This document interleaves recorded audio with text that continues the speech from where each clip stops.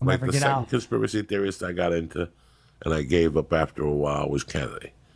Was what? Kennedy. Yeah. Why'd you give up on it? Because it doesn't take a genius to know our government had something to do with it. Oh, perfect. Yeah. So once That's like the Our white government belt. already decided that it was a conspiracy, and no one talks about it. So it's not even it shouldn't even be a debate anymore. In 1977, the House Committee on Assassinations, they reviewed after 14 years or whatever, they reopened up the investigation on his murder, and they decided, the government decided, yes, in 1977, yes, there was a conspiracy. It was more than just one person. There were other people involved. And then that's it. Then they just put a halt to it. They said, yes, there was other people involved. Because really it was, the debate was Lee Harvey Oswald a lone nut assassin, or were there more people involved? That's all it was. It was just, was there a bunch of people, or was it one person?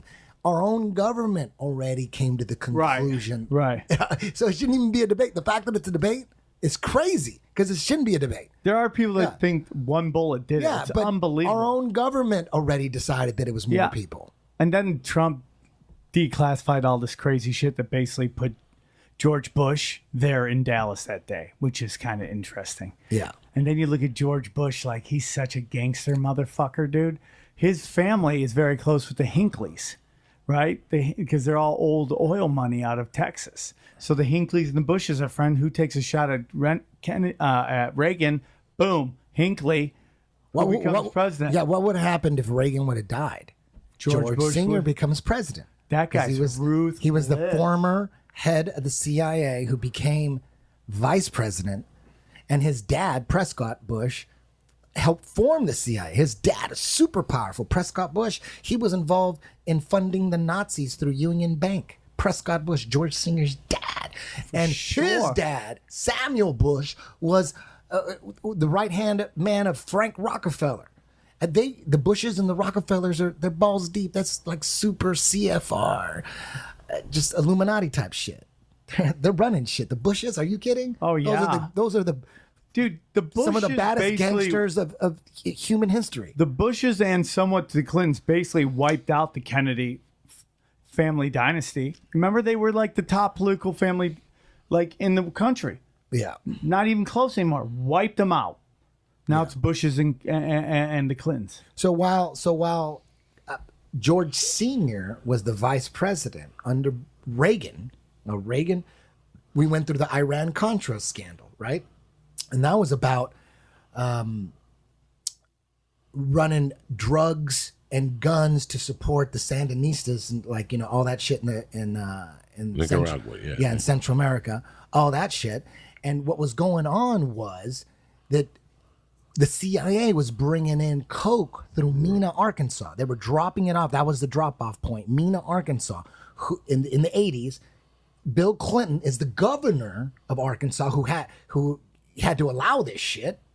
So while Bill Clinton was the governor of Arkansas, that's when all the coke was coming in through Arkansas, and Bill was like, he was allowing it. And then he becomes the president after George Sr., right? So George Sr. is basically Bill Clinton's boss during the whole Iran-Contra thing.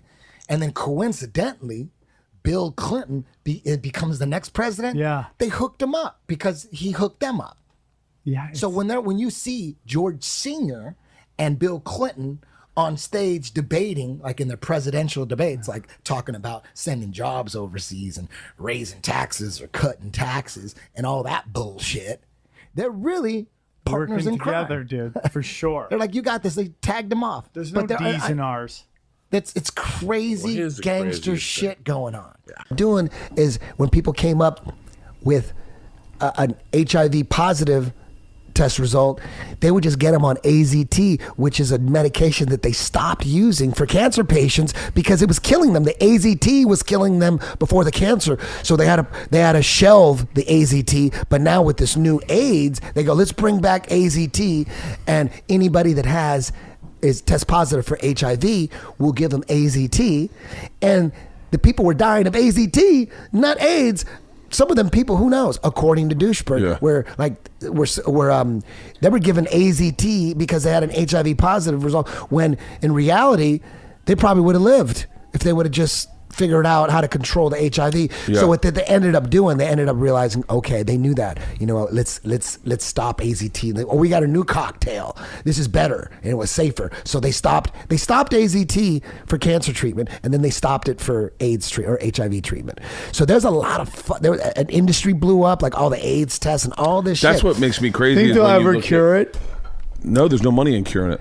Well, what they found out, according to Douchebag, is that what was killing their immune system, according to him, was not all.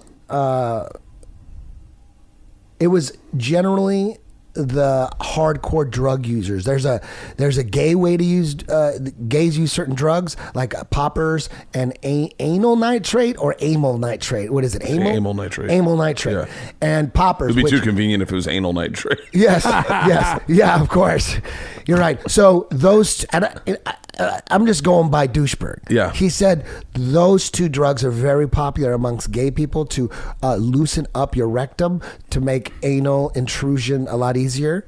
Right? Yeah. So that's why they took it. And then something about amyl nitrate, right when you're having an orgasm and you take it, it's like it's like gays love doing that. Oh, I didn't know Nothing about wrong with enjoying your sex. Yeah. But it was those poppers, those things that make your butt loose, and amyl nitrate, and then, you know, speed, of course, and heavy alcohol use. They found that most of the people that were already dying of AIDS, from their immune system was shot, was from these drugs. It wasn't from HIV. It was actually the drugs. So, that's what Douchebag says. I don't know. I'm no My only expert. problem with that is that people, and I haven't seen the study, but there are people who got it through blood transfusions. They got HIV, right? So when they get HIV, then they put them on AZT, and then they get killed. Was that? Was that Arthur Ashe? Did he get put on AZT? I don't know. I don't know. But he was the first round of guys that got it from blood transfusion. The big problem was, as soon as someone gets an HIV positive test result, they put them on some hardcore drugs. And the conspiracy theory is that they're dying from the drugs, not from the HIV. The drugs are fucking them. That's why they had to pull They don't give AZT out to AIDS patients no more, and they used to. They used to do it for cancer too. They don't do it anymore. Why? Because it's too fucking dangerous. See,